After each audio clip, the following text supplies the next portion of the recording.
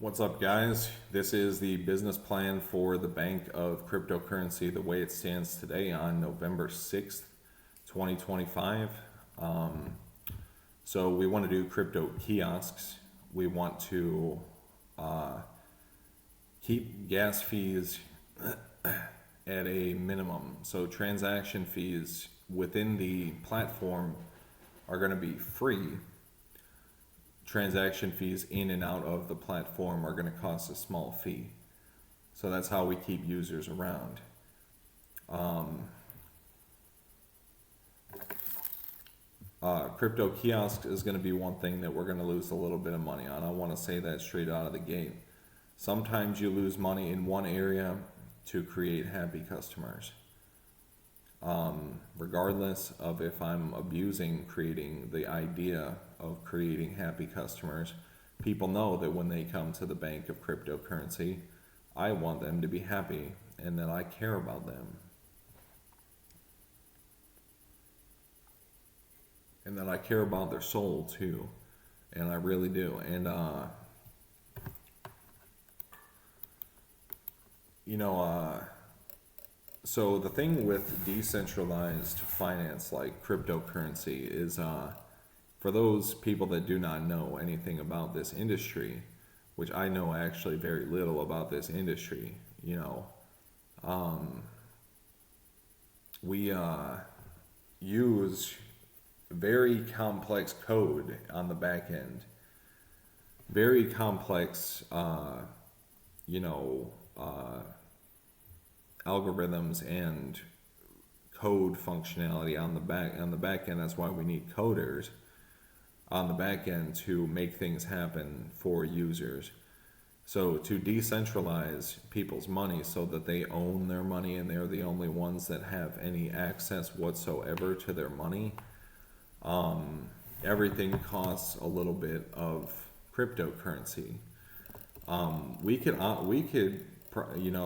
monetize, uh, you know, things like gas fees and transaction fees and stuff like that all day long in a lot of different areas. But at the end of the day, I don't want to be charging people. I don't know how much the gas fee would be to decentralize, to make someone's personal data belong to them, that they're the only ones who have access to even their login details.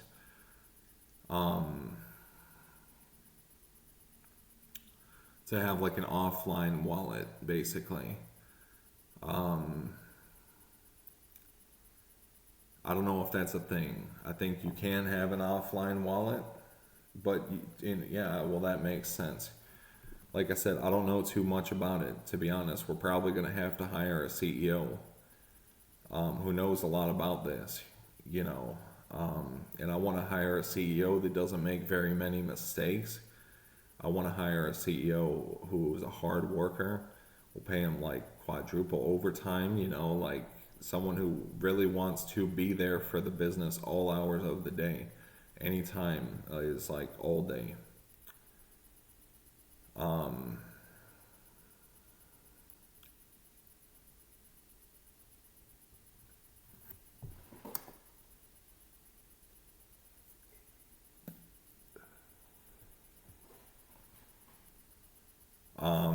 Someone who is an early bird, someone who doesn't have to sleep like, 12 hours like me. Like I sleep like 12 hours a day, which is my major problem. I still get a lot done, but damn, I mean, that's a lot. So, kind of jumping back and forth in this video. I just kind of threw the camera on. I wish I could make, the bet is not important that everything's perfect as long as you guys can basically get what I'm saying at the end of the video, you know. But in the business, it is important that everything is perfect and executed perfectly, and I'm just not your guy for that. I got to be 100% honest. I make mistakes all the time. Uh, you know, we need someone who makes a mistake like once every like a maximum of once every like couple days. You know, I really don't mind what happens every now and then. You know, you gotta expect the God factor, but I need someone who's squeaky fucking clean. Guys, I have so much stuff that I want to work on in my life. This whole bank of cryptocurrency thing, I think this is going to be a way that I can make a shitload of money, but it's not going to be like, you know, a, you know,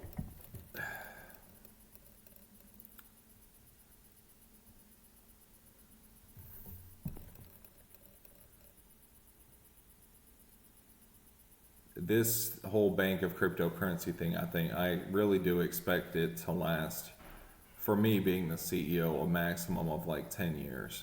You know, I'm going to build the business, which is what I do. I build businesses to the point to where they are stable and functionable, and then I hire out management. And then I move on to the next thing because I'm all about creating impact.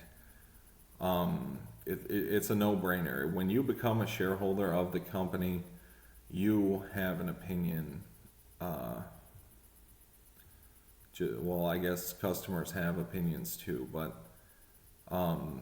you get to, in this startup phase, in the seed phase, or the startup phase of the company, you get to have an opinion on what we basically do with the money, pretty much, and with the business. So we need coders, we need back end support, you know, yeah.